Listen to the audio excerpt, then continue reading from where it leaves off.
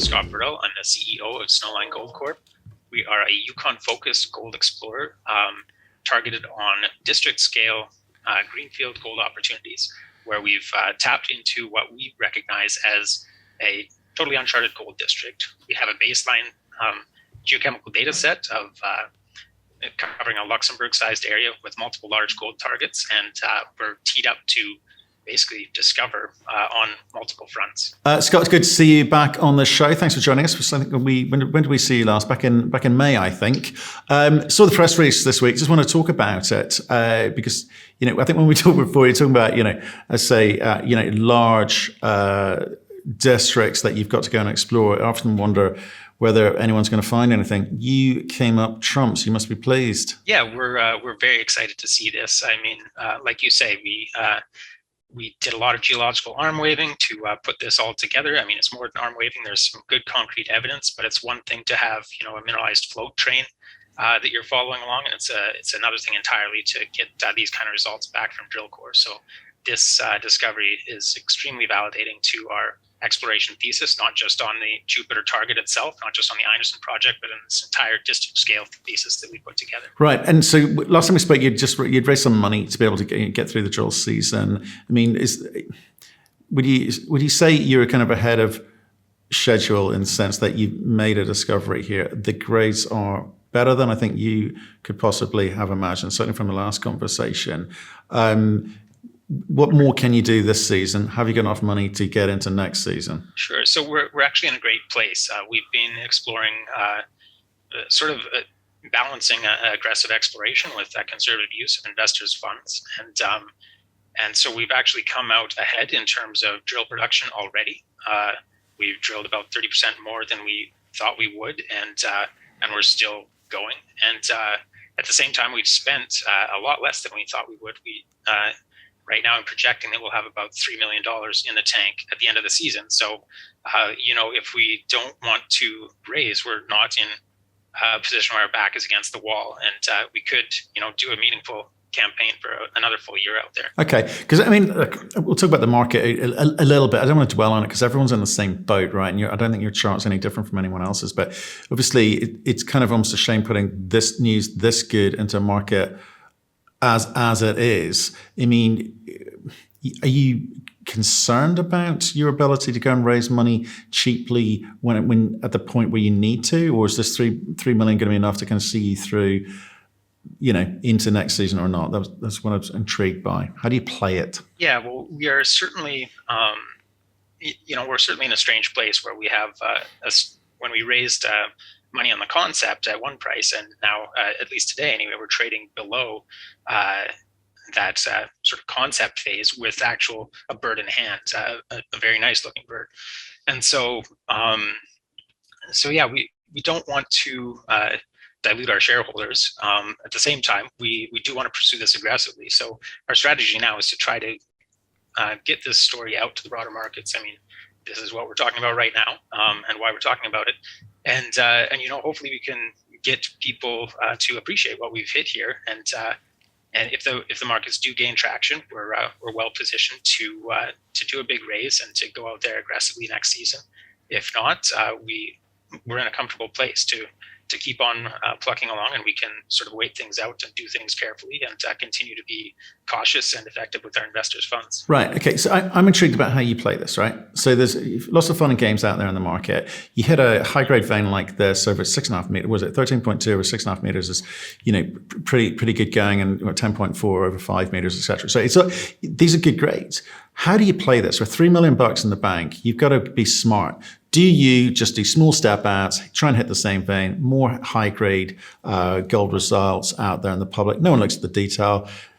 That's what you do for now, isn't it? Not quite, maybe. But what we're doing actually is taking this. We've basically completed our phase 1 at Jupiter, and with this discovery, the drill is going there, but we've stepped it out. In the release, you can see that we're way up in the northeast of the target area, just expanding it out. So, with this is evidence enough to be back there in a big way next season.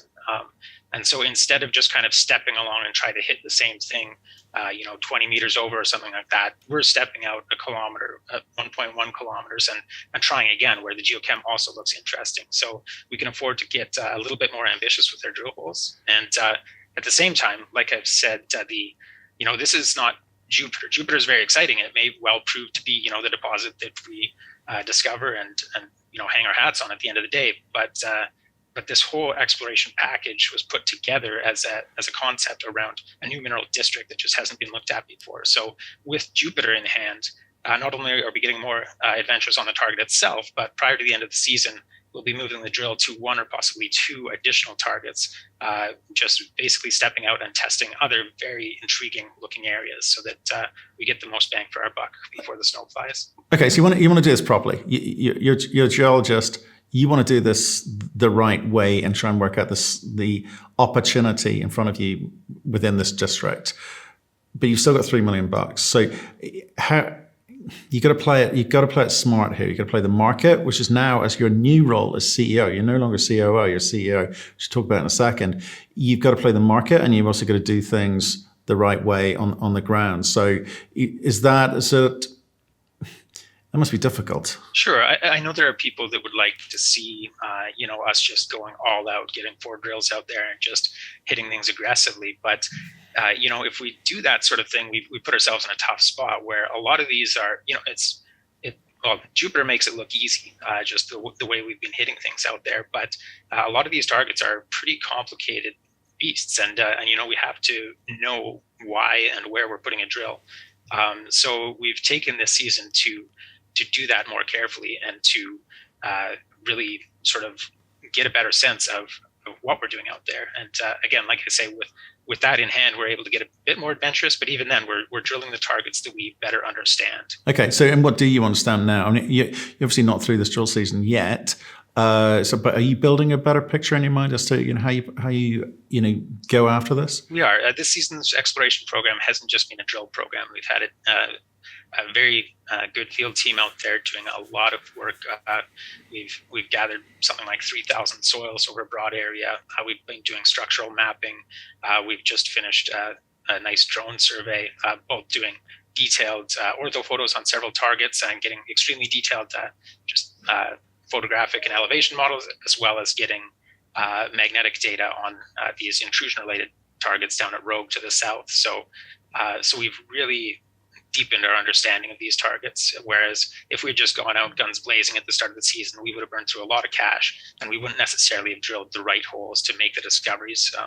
We would have drilled, what are called nails in the coffin, just killing these targets without a real understanding of what they are. Right. Well, let's talk about the CEO bit. Okay, so Nicholas has moved on. I mean, what was the decision making? Why has he left? Sure. So Snowline is a very new company.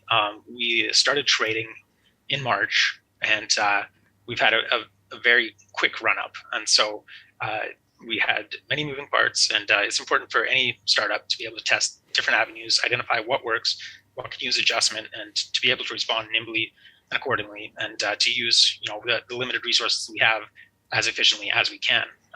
And Nicholas was extremely successful in the launch of Snowline. His work is extremely appreciated by everyone at the team. We're very excited to see what's coming down the pipes for him, and we expect big things. But for better or worse, at this point, it's not with Snowline. Right. So just shaving costs. Are you doing that elsewhere? I mean, I know you've raised a bit of money recently, but are you looking at costs? Sure. I mean, in stepping into a CEO role, that's an important thing to do. Is just get a handle on the cash flows, and of course, mid-season there are some serious cash flows. So some of those things are just a part of the business. But yeah, looking to be efficient. But also identify avenues where it makes sense to spend that money, and that's all part of the first steps here. In the ground is what people want. You raised some money with Cresco recently, about $1 million. Good news. So it's good news because it's Cresco. I think they've got a good strong following, so that's got to be helpful. But also $1 million is not too shabby. So are you looking at the types of investors that you've got? Because obviously, when you first list, you're going to have a certain type of investor in there in the mix, and they're going to look to want to cash in, as quickly as possible. Some of them, and others are going to, buy the big long-term play story in here. I mean, how do you go about one, understanding who's in there, and two, encouraging them to hang around. Yeah, that's right. I think we are blessed with a fairly strong shareholder base that gets the picture, and they're in there for the long haul. And people, it was a great vote of confidence to, even before these drill results, to see Crescat coming back. They had participated in initial rounds, and they came back again and put more money on the table because they just like what they see in the story. And that was before the proof. Right. Okay. What did they go in at? 32 cents? I can't quite remember. They came in at 35 again. 35. This next trade.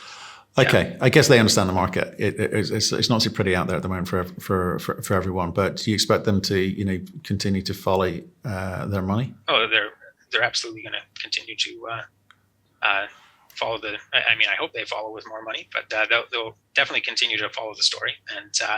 And yeah, we still have their money, and it's targeted use. We're putting in a late season survey to kind of advance Ursa, and depending on those results, we'll discuss with them whether we want to continue to pursue Ursa or put it back into other targets that are more gold focused. Right. Okay. Just in terms of the rest, when does this season finish for you? It'll be mid-September that we start to pull up the stakes out there. Yeah, we don't want to push it too far on our inaugural season with the uncertain weather out there. Right. And then when will you be announcing and giving guidance to the market as to what your focus is going to be for the next season? That'll be afterwards. And, we'll be looking to try to, see what our options are for raising in the fall.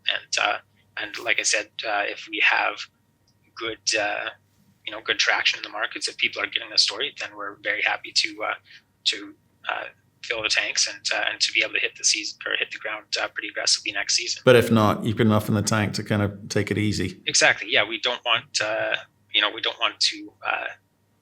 go in and just dilute everyone who had a lot of faith in the story to begin with. So there's a balancing act there. I mean, we want money to explore. We want to explore aggressively, but at the same time, we are in a fairly comfortable position, being able to go into next season with some options on the table. Okay, so how many more holes are we going to be talking about at the end of this season in terms of results into the market? If you look at the release at the end of it, I've pasted on some photos from holes that we're still awaiting assay on.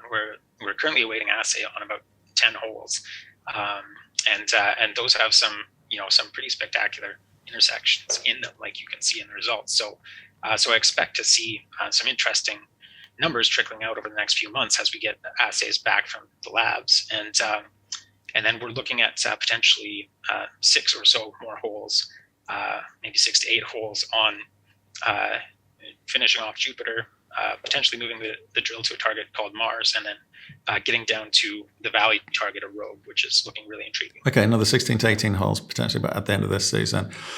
Okay, well, Scott, it was just a quick update because the numbers looked, very, very attractive indeed. And I wanted to sort of see how you're getting on and, how money was as well. So I appreciate the update. Stay in touch. Let us know how you get on maybe towards the end of the season, okay? Okay, that sounds great. Thank you, Matt.